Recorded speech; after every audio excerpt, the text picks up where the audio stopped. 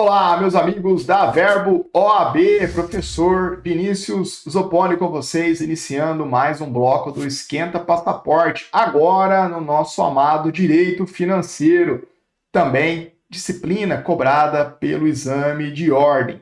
Vamos lá, meus amigos, vamos direto para a tela cheia, porque o nosso tempo é curto e a matéria é longa, importante. Vamos trazer para vocês o maior número de dicas possíveis nessa nossa entrada em direito financeiro. Vamos lá? Direito financeiro, se porventura você não me conhece, eu sou promotor de justiça em Santa Catarina. Sou promotor de justiça em Santa Catarina, sou mestre em direito, tenho livro publicado em direito financeiro e sou um dos seus professores aqui da Verbo OAB, tá bom? Fica o meu Instagram para vocês, @vszoponi, e também o meu grupo no Telegram à disposição. Qualquer problema com o direito financeiro, me chama por lá, independentemente de qualquer coisa, tá? Tema explorado em aula ou não, me chama por lá, eu estou à sua disposição, ok? E vamos começar, então, estudando um tema importante do direito financeiro, princípio da legalidade. Princípio da legalidade, claro, direcionado ao direito financeiro. Professor, estudar princípio numa reta final, numa última tacada aí para a OAB? Claro, por quê? Porque além de estudar o conteúdo principiológico, vocês vão ver que na sequência eu vou explorar regras que foram inspiradas, construídas com base no princípio da legalidade e que fazem parte do conjunto universo de temas do direito financeiro. Então vamos lá. O princípio da legalidade no direito financeiro orienta dois aspectos fundamentais da atividade financeira do Estado. A atividade financeira do Estado é o grande objeto de estudo do direito financeiro.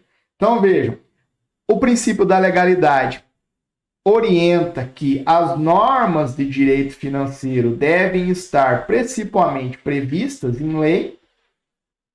E o princípio da legalidade também nos orienta no sentido de que o orçamento público em si, essa outra figura importantíssima no direito financeiro, o orçamento público em si é uma lei. Tá bom? Então vejam, de acordo com o aspecto A, a gente tem uma espécie de reserva legal para o conteúdo central do direito financeiro.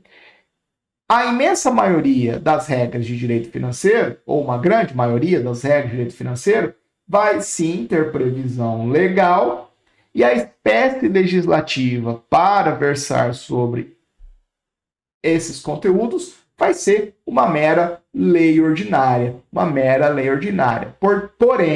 Porém, tal como acontece lá no direito tributário, aqui no direito financeiro, algumas matérias estão sujeitas a uma reserva de lei complementar. Então, tem alguns temas do direito financeiro que vão estar sujeitos à legalidade, mas com uma reserva de lei complementar. Veja que essa é a porta pela qual a gente chega na famosíssima Lei de Responsabilidade Fiscal, que é uma lei complementar. Tá bom? Agora eu vou fazer alguns comentários em relação ao segundo aspecto que a gente extrai do princípio da legalidade. Meus amigos, o orçamento público é uma lei. O orçamento público é uma lei.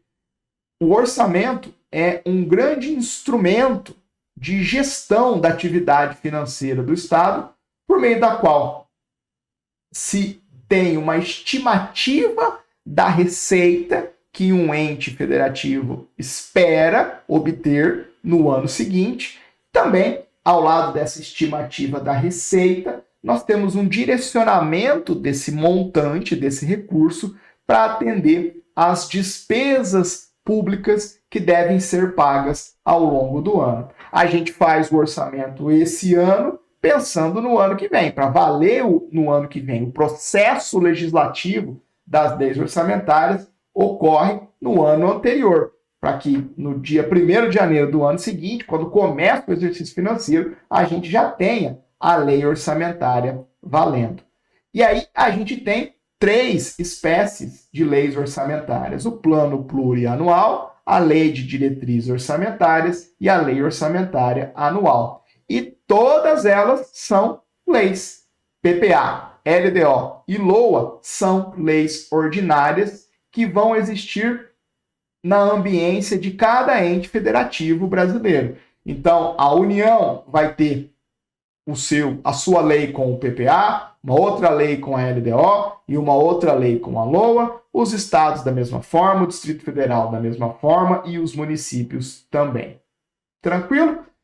Visão geral, mais ampla sobre a legalidade. Vamos começar a caminhar dentro de regras, ou a partir ou em vista de regras que concretizam o princípio da legalidade, que são inspiradas no princípio da legalidade. E eu começo pensando um inciso desse artigo 147 da Constituição Federal. Pessoal, se você chegou até aqui sem passar os olhos no direito financeiro, eu vou te dar uma dica. Pelo menos no artigo 167 da Constituição Federal, você tem que dar uma lida. Vale a pena. Professor, eu quero um artigo só. Vai ler o artigo 167. No direito financeiro, não tem artigo muito simples. Todos eles trazem consigo a terminologia do direito financeiro. E esse artigo 167 não é diferente. Mas você vai ver, você vai conseguir alcançar a essência desse artigo 167 da Constituição Federal a partir da leitura. Mas eu vou te ajudar aqui no Passaporte, no Esquenta Passaporte, comentando com vocês alguns desses incisos do artigo 167, especialmente aqueles que estão inspirados na legalidade do direito financeiro. Então, olha lá, o artigo 167 é importante porque ele traz um monte de coisa que não se pode fazer. Uma lista grande de práticas que são vedadas pela Constituição Federal. E olha o inciso primeiro, o que diz. São vedados o início de programas ou projetos não incluídos na Lei Orçamentária Anual, na famosa LOA. Meus caros, o que é isso daqui? Isso aqui é uma inspiração, uma regra que concretiza, que busca preservar a legalidade do direito financeiro, a legalidade do próprio direito orçamentário, a legalidade do orçamento. Um ente estatal, um ente federativo não pode se comprometer com o início da execução de um programa, de um projeto, de uma empreitada qualquer, se ela não foi previamente incluída na LOA. Porque um programa, um projeto, uma empreitada qualquer, para ser desenvolvida, pressupõe ou vai ensejar despesa pública. Despesa pública. E essa despesa vai ser honrada com receitas. E o instrumento que vai fazer essa especificação entre receita estimada e destinação dessa receita para honrar despesas é justamente o orçamento. Se a gente pudesse, se fosse possível começar um programa sem prévia previsão na Lei Orçamentária Anual, o princípio da legalidade não serviria para nada. Não daria a segurança que ele almeja conferir. Tá bom? Vamos ler, vamos avançar, vamos ver mais um outro dispositivo, mais uma regra extraída desse artigo 167 que guarda inspiração, que é a influência nítida do princípio da legalidade.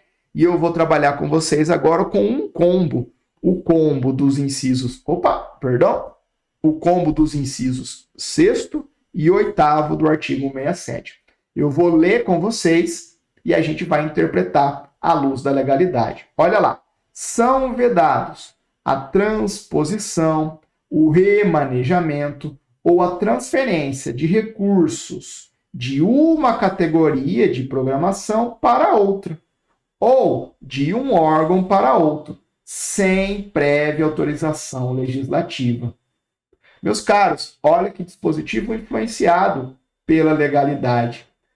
A Lei Orçamentária Anual, uma vez aprovada, significa a chancela do Poder Legislativo, o aval do Poder Legislativo, àquela correlação entre receitas e despesas.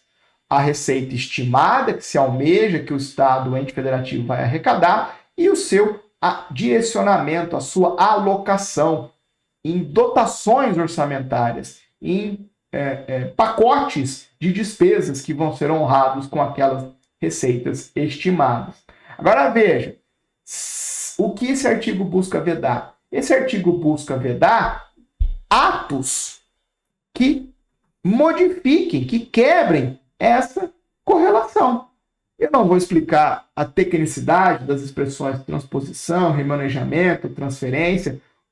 O que nos basta pensar é que a Constituição veda uma livre realocação de receitas e despesas dentro do orçamento por parte do Poder Executivo, sem o aval do Legislativo. O Executivo, depois que ele recebe a lei orçamentária anual aprovada, sancionada, ele não pode pegar recurso que estava conectado numa finalidade X e direcionar para a finalidade Y, sem uma prévia autorização legislativa.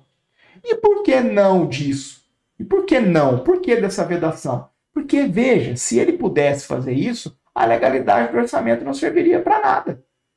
Para que legalidade se, uma vez aprovada a lei, o executivo pudesse brincar dentro do orçamento, tirar grana de um lugar e colocar em outro, quebrando as decisões que foram tomadas na aprovação da LOA. Então não pode haver transposição, remanejamento ou transferência de recursos de uma categoria de programação para outra ou de um órgão para outro, porque isso seria realocações que quebrariam a legalidade do orçamento. Professor, mas não pode fazer isso nunca? Pode, desde que tenha prévia autorização legislativa. E aí, meus amigos, o inciso 8º caminha no mesmo sentido, nos termos que eu vou ler para vocês. São vedados a utilização, novamente, sem autorização legislativa específica, de recursos do orçamento fiscal e da Seguridade Social para suprir necessidade ou cobrir déficit de empresas, fundações e fundos, inclusive mencionados no artigo 65, parágrafo 5º. Mais um movimento que não pode ser livremente praticado pelo Executivo na execução do orçamento se não houver uma prévia autorização legislativa específica. Imagina você ir lá tirar dinheiro da saúde, da Seguridade Social, para cobrir o déficit de uma empresa estatal, de um fundo. Não faz nenhum sentido. O Legislativo já se estapeou lá dentro do processo legislativo para decidir o tanto de recurso que ia para a saúde. Como é que o chefe do Executivo vai utilizar recursos que já estão direcionados pelo orçamento para outra finalidade, especialmente para cobrir déficit ou suprir necessidades desses entes mencionados no inciso 8º. Tudo isso são regras decorrentes, influenciadas pelo princípio da legalidade. E isso é muito bacana de ver, porque a gente sabe que os princípios podem sim e devem influenciar a construção de regras. E aqui a gente está vendo a legalidade do direito financeiro, a legalidade do orçamento, influenciando regras, balizas, parâmetros no direito financeiro, no nosso texto constitucional. Para a gente encerrar, mais uma vedação do artigo 167 que eu trago para vocês, também sob influência do princípio da legalidade. Olha só como é bem importante, mas ao mesmo tempo lógico ou lógicas as previsões do artigo 167. São vedados a concessão ou utilização de créditos ilimitados. Pessoal, se a gente está lá na lei orçamentária anual, a gente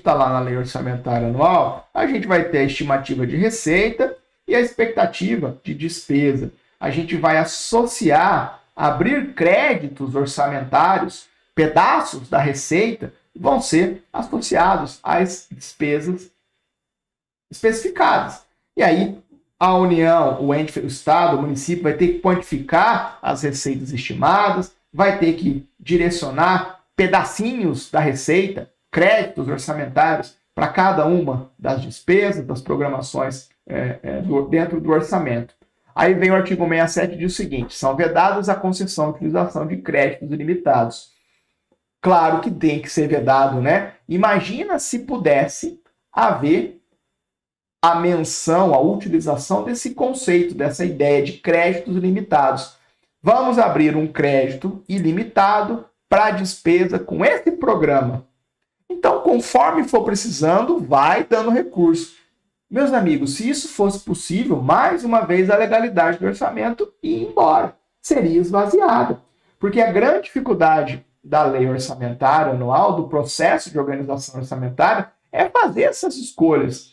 As receitas são limitadas e as demandas são infinitas. A gente precisa fazer escolhas, e essas escolhas são feitas essencialmente no processo legislativo das leis orçamentárias, precisa fazer escolha de quais despesas vão ser supridas, atendidas pelas receitas, que são limitadas. E aí, se nós abríssemos créditos limitados, a gente abriu um ralo aí, sem fundo, para um programa que quebraria completamente a necessidade de equilíbrio entre receitas e despesas no orçamento. Tudo isso que a gente viu empenhado, baseado na concretização do princípio da legalidade. E aí, para a gente poder encerrar os comentários ao princípio da legalidade, eu quero recobrar com vocês um dispositivo que, em princípio, está escondido lá no direito tributário. Um princípio que vocês estudam, né? Uma ideia, um dispositivo que vocês estudam também no direito tributário. Eu costumo brincar em aula, e brinco baseado na doutrina, claro, que o direito tributário é um filho do direito financeiro. O direito financeiro cuida essencialmente de receitas públicas, despesas públicas, o orçamento, e o direito tributário cuida de uma receita pública específica, que são as receitas tributárias. Então, se você for estudar lá na sua biblioteca da sua universidade, ou for procurar na internet os principais autores sobre direito financeiro, você vai ver, e direito tributário, você vai ver que existe uma grande chance desse autor consagrado escrever sobre financeiro e tributário, porque financeiro é uma matéria-mãe e tributário é um filhote. Mas eu brinco que o tributário é um filho que ficou mais conhecido do que o pai. O tributário ficou mais poderoso do que o pai. Mas tem uma inegável correlação entre as duas disciplinas e, portanto, tem algumas coisas do tributário que estão aqui no financeiro e tem algumas coisas do financeiro que estão lá no tributário, tá bom? É intercambiante alguns conteúdos. E um desses conteúdos é a previsão do artigo 150, parágrafo 6º da Constituição Federal, que eu vou ler com vocês porque ele é bem importante. Olha lá que interessante.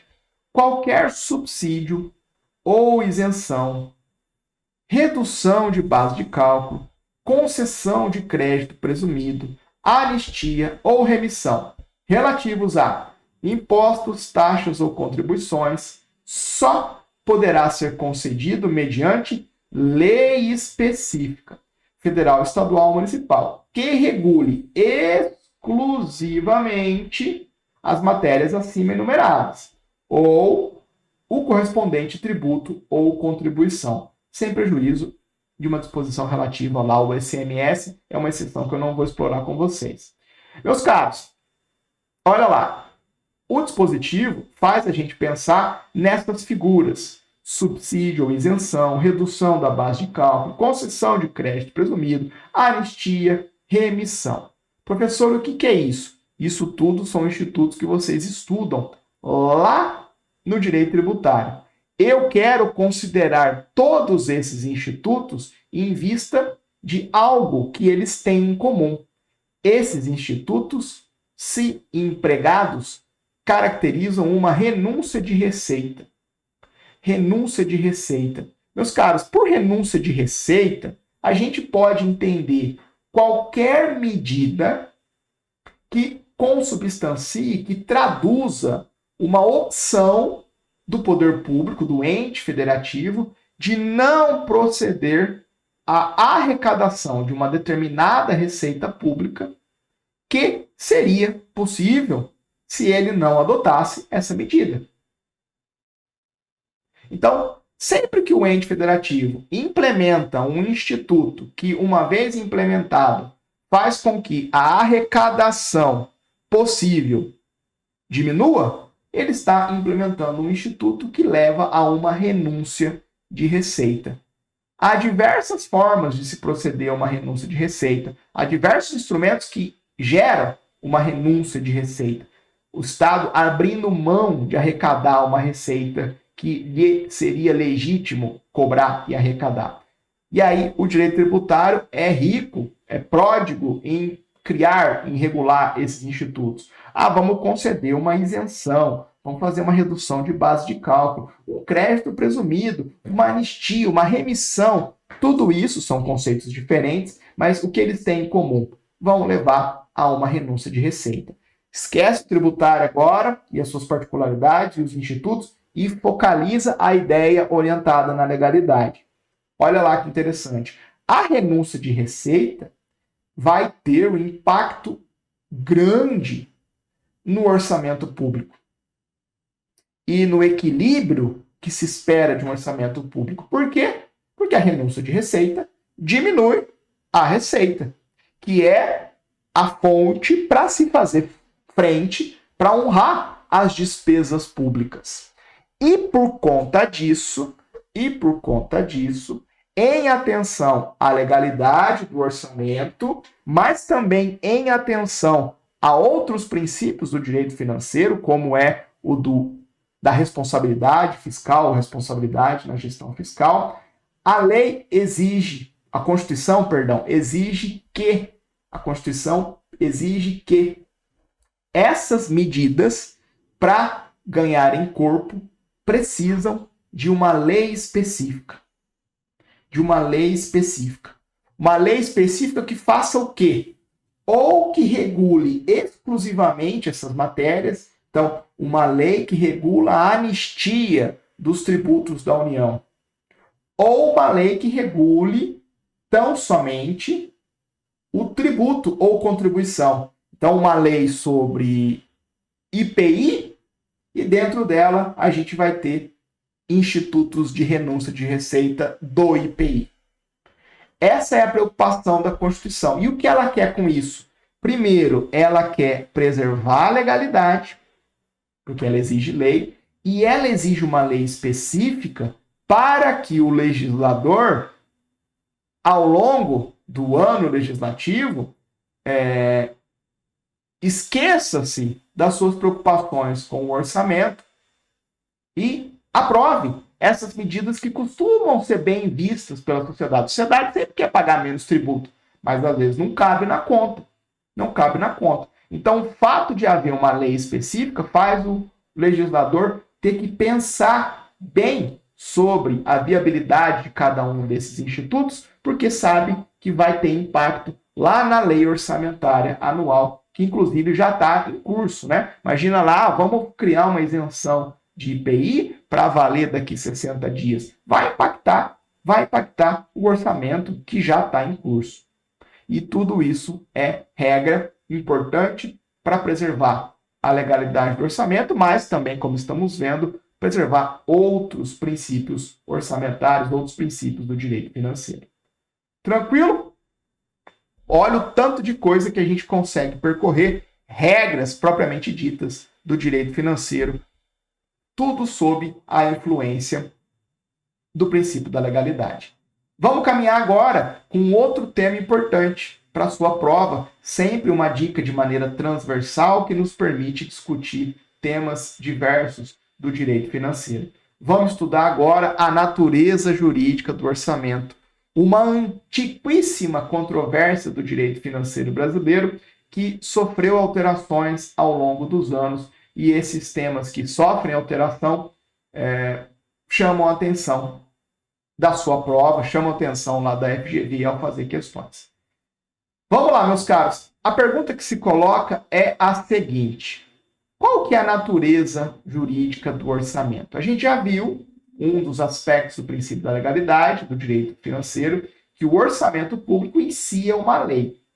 Agora, será que o orçamento tem uma natureza impositiva ou o orçamento tem uma natureza autorizativa? O que seriam essas duas opções? Pensa comigo, eu vou te dar as duas opções, vou discorrer minimamente sobre elas e depois eu vou te sinalizar como que as coisas eram, como que as coisas são. A pergunta é assim, a situação é a seguinte: a gente sabe que o orçamento é uma lei que traz uma estimativa de receitas e uma relação de despesas que se espera honradas por essas receitas que se estima receber. A pergunta é, em relação a essas despesas que estão previstas no orçamento, será que elas devem ser necessariamente cumpridas, executadas pelo Poder Executivo? Ou não? Será que o que consta do orçamento é uma mera autorização para que o Poder Executivo realize, faça essa despesa pública, a depender de como as coisas caminharem ao longo do ano? Será que a lei orçamentária obriga ou apenas autoriza? Essa é uma discussão muito antiga. No direito financeiro como um todo, mas o que nos importa no direito financeiro brasileiro. Tem uma parcela da doutrina que apresenta essa controvérsia nos seguintes termos. Bom, o orçamento é uma lei, certo? E lei existe para impor, para determinar. Tá, então, como é que a gente vai olhar para o orçamento sendo uma lei e cogitar que ele não é impositivo, é autorizativo? Aí a doutrina fala assim, ó, o orçamento poderia ser visto como uma lei meramente formal. Uma lei apenas na capa, porque no conteúdo ela não mandaria. O orçamento seria uma lei meramente formal. Seria apenas uma capa de lei, porque no conteúdo ela não teria força material de mandar como uma lei. E por isso que essa mesma discussão, ora se apresenta como, será que o orçamento é uma lei meramente formal ou é uma lei formal e material? A natureza impositiva ou autorizativa do orçamento. Meus amigos, olha só. A doutrina e o Supremo Tribunal Federal sempre entenderam que o orçamento tinha uma natureza meramente autorizativa. Agora, tudo isso começou a mudar com emendas constitucionais que foram publicadas ao longo dos últimos anos, em especial a emenda constitucional 86, lá de 2015, e também a emenda constitucional número 100 de 2019. A emenda constitucional número 100 de 2019. Por força dessas duas emendas constitucionais, tanto a doutrina e o Supremo hoje olham para o orçamento brasileiro e falam: o orçamento brasileiro tem uma natureza impositiva.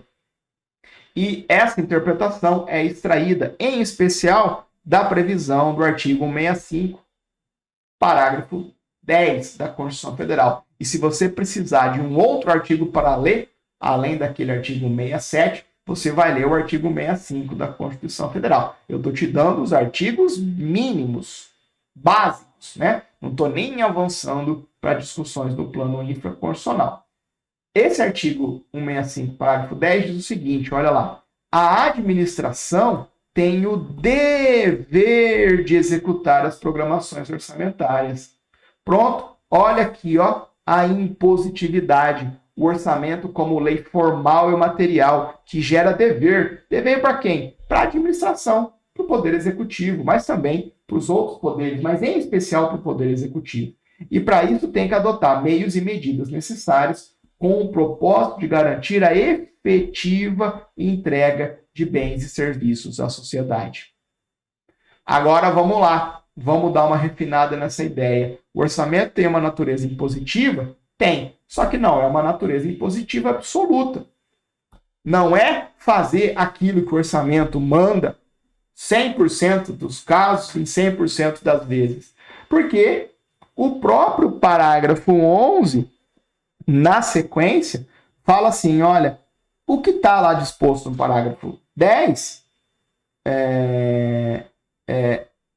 nos termos da Lei de Diretriz Orçamentária, subordina-se a algumas ideias que precisam ser ponderadas quando a gente examina o dever de cumprir, de executar o orçamento. Então, olha lá, o disposto no parágrafo 10 desse artigo, nos termos da LDO, subordina-se ao cumprimento de dispositivos constitucionais e legais que estabeleçam metas fiscais, limites de despesa e não impede o cancelamento necessário à abertura de créditos adicionais. Olha lá, a impositividade não se aplica nos casos de impedimento de ordem técnica devidamente justificados. Vou te dar um bem óbvio. O orçamento, meus amigos, já disse isso várias vezes, traz uma estimativa de receita. Vamos imaginar que ao longo do ano a gente tem uma crise econômica que impacta a atividade empresarial e impacta, consequentemente, a arrecadação de um determinado tributo ou de alguns tributos. Pronto, a estimativa de receita pode não se concretizar. E, portanto, aquela correlação com despesas vai ficar prejudicada. Como é que a gente vai executar 100% das programações orçamentárias se não tem recurso? Se a receita não veio para o caixa? A gente tem que lembrar dos outros princípios também, orçamento do direito financeiro e do orçamento, dentre eles, o equilíbrio, o princípio do equilíbrio orçamentário, o princípio da responsabilidade na gestão fiscal. Então, pode haver situações que justificam, que legitima a não impositividade, o não cumprimento integral, 100% dos casos, 100% das vezes, daquilo que constou do orçamento. E também a disposição do parágrafo 10 aplica-se exclusivamente a um pedaço das despesas, né? As despesas primárias discricionárias.